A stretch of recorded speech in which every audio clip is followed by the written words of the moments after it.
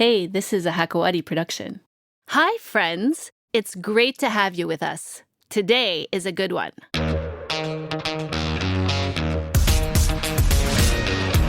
COVID-19 has been a time when we've all been reminded of the importance of healthcare workers.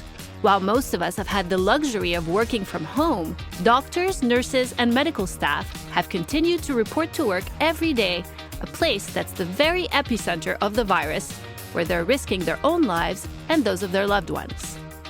But thanks to technology, there are new ways for doctors to do surgeries while self-isolating, or even remotely from any country in the world without ever having to board an airplane, which of course is key these days. My next guest is the co-founder and CEO of Proximie, a medical software company that has developed a way for surgeons to collaborate from anywhere in the world using everyday devices. It's been less than 5 years since she launched Proximie, but her software is already in over 80 hospitals in 30 countries, and it's being used in over 300 surgeries per month. Joining us from London, where she's based, please welcome the amazing Nadine Hachach-Haram. Hi, Nadine. Hi, how are you? Great. It's great to have you on the show. Thank you so much for doing this. No, it's a real pleasure. I'm excited to be on the show. Thank you. You founded Proximie in 2015 as a result of a very specific situation where you identified a need for something like this.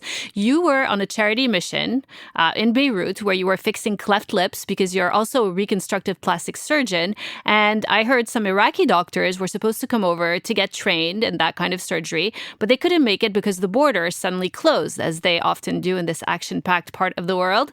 So you came up with this idea that would allow doctors in the Middle East, I guess at first, to collaborate, train, and learn using the basic resources that they already have available, like the tablets, the basic internet connection. So that means that if only you have that equipment, even if your OR is running on a generator, for instance, which is often the case in the Middle East and in poorer countries, you can still be connected with the world's best doctors.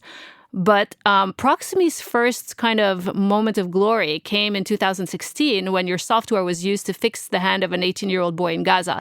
Can you tell me that story? Because it's a story that really resonated all around the world. Yeah, absolutely. And thank you for recalling the previous stories. You're absolutely right. At the heart of what we do and what I'm so passionate about is making sure that every single patient gets access to the best quality care.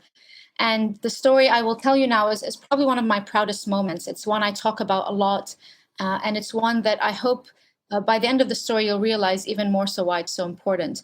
So this was a boy, this was a Fadil. He was, a young man, actually, and he was really the main breadwinner for his family. And unfortunately, due to the situation, he'd suffer a bomb blast injury to his hand, which really made that dominant hand, his hand that he used to work, unusable. And so through that, it had a lot of implications for their family, their livelihood, but also for him mentally. And he was very, very frustrated with the situation that he was in. So a local doctor was really kind of, impacted by that case and wanted to find a way to help him. And so he'd heard about the work that we were doing through the initial projects in Beirut. And he reached out and said, is there any way that you can help me? And all we needed with him said, do you have a tablet? Do you have some way that we can communicate with you? And he said, yes, absolutely. Most people around the world carry a smartphone or a tablet or a computer. And that's all we needed. And we were able to virtually join Dr. Hafiz as he was doing this case. And it was actually a doctor at AUBMC, a trauma surgeon, who we enabled to join him. And they were able to go through that case step by step. And by using the augmented reality tools, through his hands, he was able to mimic the gestures that were needed to be able to proceed through that case. And what was amazing at the end of that case is we spoke to the doctor, and the doctor said it felt as if he was standing right next to me. But more importantly, we spoke to Fadil after that operation and soon thereafter. And it was just so amazing and heartwarming to learn that he then moved to train to be a nurse. He felt so much benefit from the healthcare workers and the health system around him that it empowered him to think about how he could then give to his community. And so not only were we able to change Fadil's life, we were also in one shape or form able to change the lives of the community around him through the new skills that he was able to learn through nursing. So it was such a great story. And, it's, for me, Proximie is always about the stories. The technology is the tool, but these stories really are the things that keep me going and keep the team going. We're very mission driven. And that story still stays with me till this day. And it's one I recount time and time again. Actually, I watched the kind of documentary news story that Al Jazeera did on that. And I also read the article. But the details of that story are also just so gripping, because that boy actually was in his farm, in his field, and saw a metallic object, which he picked up because he thought he could sell it. To bring money to his family. And it ended up being an unexploded, grenade or something that exploded in his house in his hand. And he had his hand fixed, right? So this shows you that, you don't get the top quality care everywhere in the world. We take that for granted in places like Beirut or, London. But they fixed his hand, but he couldn't open it completely. So he really needed this revision surgery in order for his hand to be fully, that he could use it properly and close his hand fully and grip stuff. So that's what you guys were able to give him with this surgeon in Beirut, who was actually a war reconstructive surgery specialist that often traveled to Gaza, right? Did I get all those details right? You're absolutely right. The details are right, yeah. Okay, I just thought it was so interesting. And the fact that he became a nurse just makes it just a sweet icing on the cake. So how important is telemedicine right now while we face COVID-19? And how is it being used exactly? Well, I think it's a really good question. And clearly the pandemic has arguably been one of the major catalysts that digital health has needed to think about how we finally really adopt these solutions en masse to change how we deliver healthcare. I think we've seen probably globally a multi-thousand-fold increase in the use of telemedicine and virtual clinics. And it's not to say that these are new technologies or new innovations that have just come to the fore with Corona, but what it has done, it has accelerated the behavior change that was required to rapidly adopt these solutions. And so, one of the silver linings which we see and are seeing within the COVID period and the post-COVID period is what has changed. And clearly what has changed is the behavior and the willingness to adopt solutions like telemedicine. So that is exciting from that point of view, because it ultimately makes healthcare more scalable, more democratized to some extent, and hopefully more efficient where needed. Okay, but I mean, you can't do everything remotely, obviously, in medicine. You need to administer tests and examine patients. So what exactly kind of things is it being used for? I think that's a good point. And I think you can widen or broaden that discussion around the connected health paradigm. So telemedicine or telehealth is quite a broad term that's been used for many, many years, decades, talking about, connecting to people. But there's elements within that can be as basic as, having a virtual consultation. So being able to see a doctor or a nurse or a therapist on the other end and get some feedback or discuss your case or your problem with them. But then it can get into things which is much more interactive, things that engage augmented reality and augmented reality tools like Proximie. And then to the other extreme is, how do we think about remote monitoring and remote connection with our patients? And so we're seeing really the whole model of connected healthcare changing. And telemedicine is one tool within that toolbox that is about really being able to, from home or from any connected device, really anywhere in the world, have a video consultation with your clinician or your doctor and be able to get some feedback about the care that you need. Yeah, but you'd still have to physically go there and deliver samples for testing. But I guess this is useful for surgeries and helping, collaborating between doctors and stuff. But when I think of augmented reality medicine, I imagine a room full of machines with robotic hands doing surgeries. And I would imagine that this kind of system can cost in the millions of dollars, because they do exist. And I've seen images of that. But obviously, that's not what your company, Proximie, is about at all. You guys have actually figured out how to make augmented reality surgery more accessible. Can you explain how it works and what it's being used for? Absolutely. And, I'll draw a picture for you, and then hopefully that will demonstrate what we do. And then I think you touched on a few really important points, which I'll come back to. But I want you to sort of imagine a world where every surgeon had all the expertise and the information available to them in real time, so that they could work to deliver the best surgical care for every patient every single time. And that's really the impetus behind what we do. As a training surgeon, I was growing increasingly frustrated with the widening inequity in care that I had encountered around the world. And I wanted to think about how, in a very pragmatic and scalable way, we could use innovation and solutions like Proximie to empower surgeons, not to replace surgeons, but to empower them and augment them to virtually and practically collaborate. And this was a variation that wasn't just existing in the developing world, but very much so in established health systems around the world. And so what we decided to do is to think about how we can allow clinicians and healthcare workers to use any device that they already have, any internet-connected device, to virtually scrub in, to coach and mentor and collaborate, and to do this in a seamless and simple way. And at the heart of our company, we are very clinician-driven. We want to deliver a very high-quality multisensory experience and be that catalyst for virtual collaboration, but we want to do it in a way that is possible and pragmatic and possible today. And so we developed a software that works on low bandwidth with any internet connected device so that you can walk into an operating room and not really need any other hardware. You just need to log into the software. You go on Google Chrome or on your app and you're able to log in and you're able to invite other doctors and work with them through the case. So it could be on an iPad or a phone even? Oh, completely. Okay. Anything, phone, tablet, computer, as well as a robot and the other fancy devices you describe.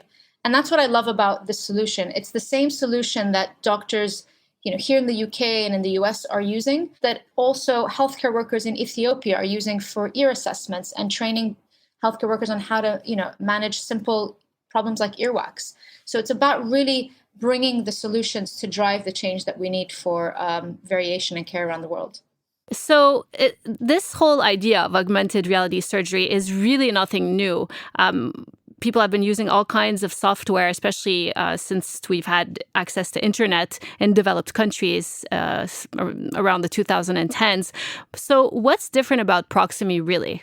That's a really good question, and one that I think is important to answer, because what we try to do first and foremost is to ensure that we are creating a solution or a software that delivered multiple elements of value for the surgeon that really spanned the lifetime of the surgeon. So in surgery, we're often taught things in quite siloed manners. So it's see one, do one, teach one is often what we're taught. What Proximie does is it connects those dots into what we call the 3 Ps, which is prepare, perform, and perfect. And through this solution, where we have some proprietary technology, of course, and some patents, you're able to virtually scrub into live cases to visually and practically interact with the surgeons and collaborate. You're then able to use that same software to record and engage with your own cases as you're doing them, to be proctored remotely. And we have so many cases. Just last week, we had a surgeon from the US dialed into a difficult, complex cancer case here at my hospital in London as they were working through that case through the technology. And then everything that is happening is tagged and stored into a library that you can come back and review for later. And so what we've done is we've really created a paradigm shift by bringing the best of telecommunications, the best of augmented reality, and then on top of that, layered artificial intelligence that is deriving a lot of insights and information on performance and how we're doing cases, to then feed that back into the clinical care and clinical pathway. And so that is really all happening on simple internet-connected devices, which has really never happened before on low bandwidth. So when I was watching, because it's hard for you to really describe how it works without showing it. It's, like when you play a game and you read the instructions and it's like, doesn't mean anything until you play it. That's how this is. But what struck me, even from this 2016 case in Gaza, where they filmed the doctors actually working together, is that the doctor in Beirut had a pen in his hand and with a camera on his hand, and he was guiding the other surgeon, like drawing on the screen where the cuts should be, and it was layering it over the patient's hand in Gaza so that he could really follow the exact traces. Yeah, and the great thing about that is we built it to have very low, if any, latency. I mean, everything has a bit of latency when it's over the internet, but we have latency that's like less than 200 milliseconds, which means the naked eye, you're not going to actually pick that up. And so it's very real time. And you find that experience in a way that's layering not only the annotations or the markings, but you can take images in 3D recons and overlay it into the surgical field. So even within my practice, I'm able to take the patient's scan and I'm able to layer it in real time onto the patient. And it helps me in my process and how I'm doing the case. And doing all of that in that scenario on low bandwidth, low latency, and any internet connected device that you own has never been done. And I think that has been the reason why Proximie has scaled and deployed so quickly. I think the reasons are, one, we really understand clinical workforce and how clinical pathways are designed. We understand the mind of the clinician, and we take a really iterative process in getting feedback from them to try and improve that. And ultimately, we know how to deploy into health systems, because you can have the most sophisticated technology, but if you can't get it into operating rooms, it doesn't help. And so we are deploying, tens and tens of hospitals on a monthly basis. And we're, in over 80 to 100 hospitals around the world at the moment in 30 countries. So, and we're a small team doing that. And that, I think, is because of the value that we deliver. Yeah, I was actually just going to ask you that question. So is it really just mainly about the product or also the way you market it? And so how are you marketing it to have it grow so quickly? I think ultimately it has to be about value.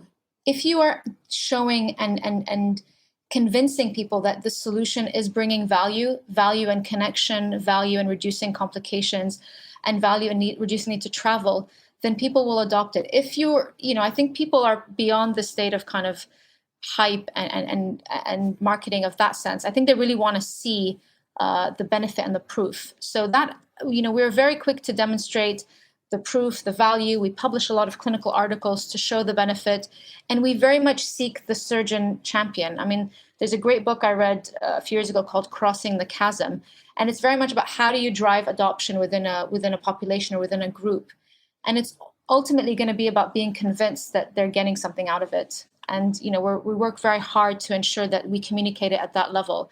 We try not to come across as a commercial in that sense, because we're really mission driven in improving surgery, and that resonates and people pick that up. Okay, so obviously we can see how useful the technology is in a place like the Middle East, where you have war zones and under-equipped medical centers, as you mentioned at the beginning.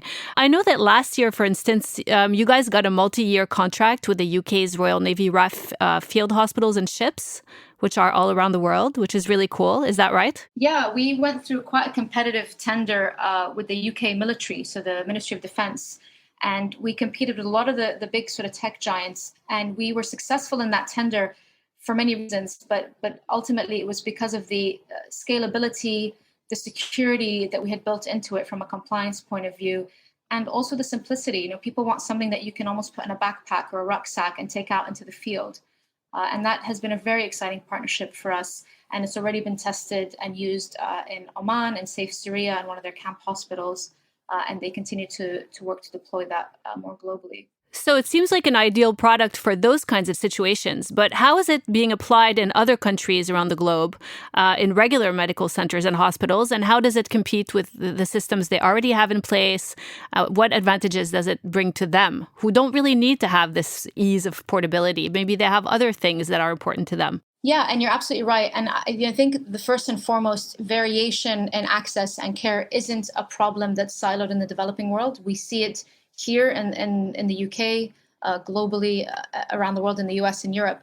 And what we're finding is the use cases are ultimately about how do we scale new techniques and devices and ensure that they're being used safely and effectively. So we work with over 25 medical device companies around the world, helping them launch new products, deploy new products, and train doctors and nurses on using their products.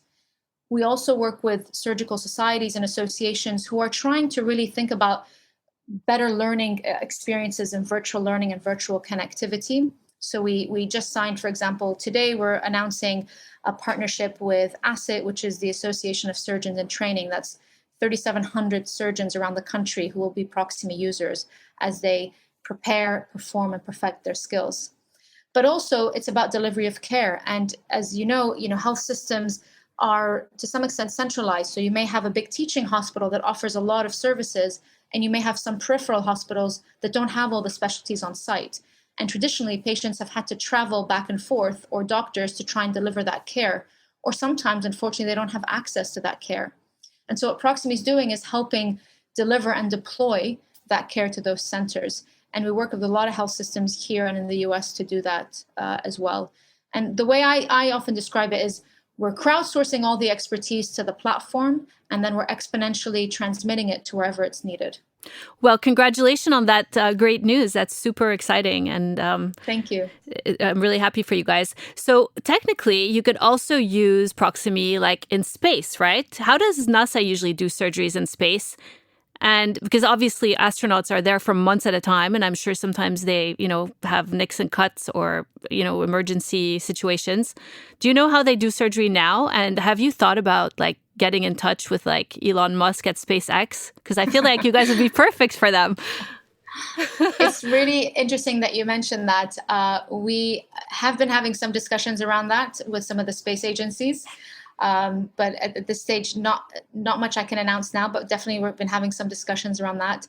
And ultimately, we've built this platform to work on all kinds of connectivity, right? So 3G, 4G, 5G. What do they and have in also, space? so satellite connectivity. Okay. And so we have the ability to deliver Proximie on that as well. So there is some work and some projects that we're in the process of working on that hopefully will meet the request. But definitely, today there have been elements. I mean, they call it telesurgery or connected surgery that can use just simple audiovisual connection. And we feel that this is really taking it to that next level, which is more immersive and multisensory. Super cool. So I noticed that Proximie is being used in the US, where everything is highly regulated and they're also very proprietary. They like to use US made technology whenever possible. So how have you managed to break into these other markets? So, and look, what special thing are you doing to crack doors open and eventually get them to swing wide open, which obviously you're doing? I think, first of all, we understand the compliances of different areas. And I think having a good knowledge of the compliance and regulations within different geographic regions is essential. So Proximie is fully HIPAA, fully GDPR compliant, and we also deploy safely within data centers as required. So just on a technical level, we have definitely thought about that, and that is something that holds us in good shape from that point of view. The second bit that we did is very early on, we engaged with surgeons as our champions. So we identified surgeons who are really interested in taking solutions like Proximie to drive their practice, drive collaboration, and think about how to change the paradigm in surgery. And so they have been our sort of surgical champions dotted around the US and globally that have helped us enter into different organizations, different societies and associations that are helping drive and spread the word. We recognize that we can't do it all on our own. So it's very much about trying to get an army of champions that can be those evangelists for this kind of technology and how we drive it forward. And more recently, we hired some people in the US to help us do even more. And it's been amazing to see just in a few months what they've managed to achieve. So we're in at least 10 to 15 health systems in the US and looking to scale that now. Do you mean like a sales team in the US? Yes. So we have an office in the US and we have a number of team members there as well. How many are you in total at Proximie? We are 37 at the moment. That's huge. So a nice big family, yes. Yeah. Very lucky.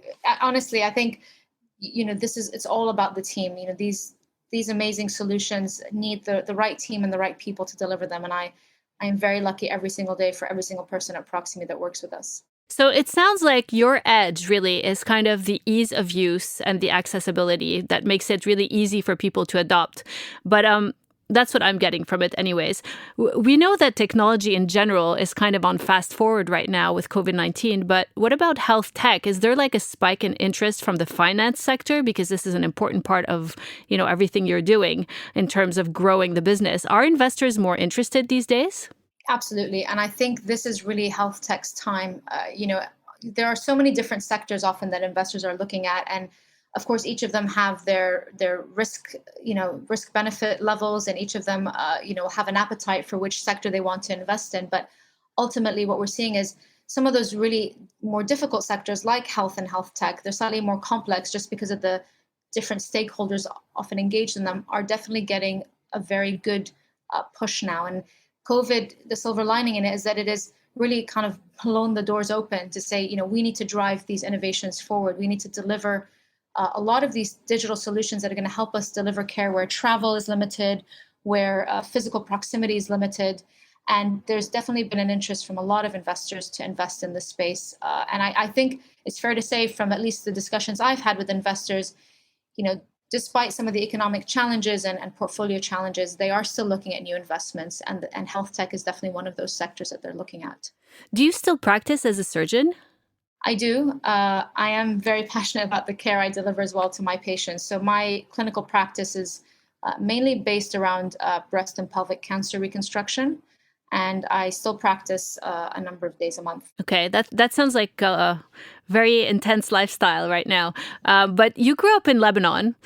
Do you think you could have come this far if you had launched Proximie in the Middle East? So we started there. We did our initial proof points there. AUBMC was a massive supporter and a really great area for us to really test out a lot of our processes and pathways through it. So I think that is important. I think also being from the Middle East, you're often raised with a sense of kind of grit and perseverance, and you sort of have this drive to sort of make change and really drive change. So, I think a lot of those things have helped make Proximie the success that it is. And half our team is based in Beirut. A lot of our engineers are in Beirut. Some of our sales and implementation team are based there. And they are such an important and critical component of Proximie. So I would say that, we launched probably out of both, really, out of the Middle East and out of Europe. And it's the combination that has made this a success so far. I think you really hit an interesting point about the kind of grit and determination of people from this region, especially Lebanon for some reason. And I know that you're very hardworking and determined. And I've heard, we have friends in common. But I have to ask you this too. Do you think that being a woman has affected your success in any way, positive or negative? I definitely have found support all throughout the way through my journey. I would love to see more women in these roles, and I would love to see more gender diversity within companies. But I think that sometimes also has to start at a slightly earlier grassroots level where we're encouraging more girls to go into engineering and coding and a lot of those elements so that they are available on the job market so that they can then be hired into these roles. And I'm really trying very hard wherever possible to try and support some of those initiatives. I also think, it has been positive for us as a company to have a female CEO and a female surgeon because we can show what's possible, and we've shown that women can strive and thrive in these environments. So I've had a great experience so far, but I definitely would love to see more women in these roles, and I've been trying to play my part through different initiatives and boards to try and do that. Actually, I was surprised. I read recently that women are part of many of the startups currently in the Middle East, the majority of them, in fact. However, they're not very well represented in corporations. So there are two things happening at the same time simultaneously. And I know also that funding groups are giving preferential treatment for some reason to minorities and women, which is a great thing. But yes, definitely that's enabling more women to rise in that realm. So what's next for you guys? I think now, we're seeing so much that's coming out of this. On the technology side, there's a lot more things that we have in the pipeline that we want to deliver. But more importantly, it's continuing to scale this more globally. So really our earlier years were focused on Europe and the Middle East, and we will continue to kind of land and expand within these areas. But now we're definitely doing a big push in the US and exploring options around Latin America and APAC. And probably worth mentioning as well is, global health has always been something I'm very passionate about. And recently we brought in someone very senior to help run and help develop the global health element, the CSR element of Proximie.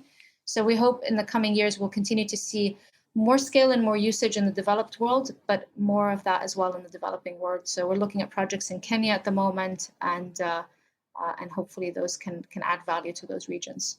Well, that's fantastic. And congratulations. It's really been a pleasure getting to know your story better and speaking with you today.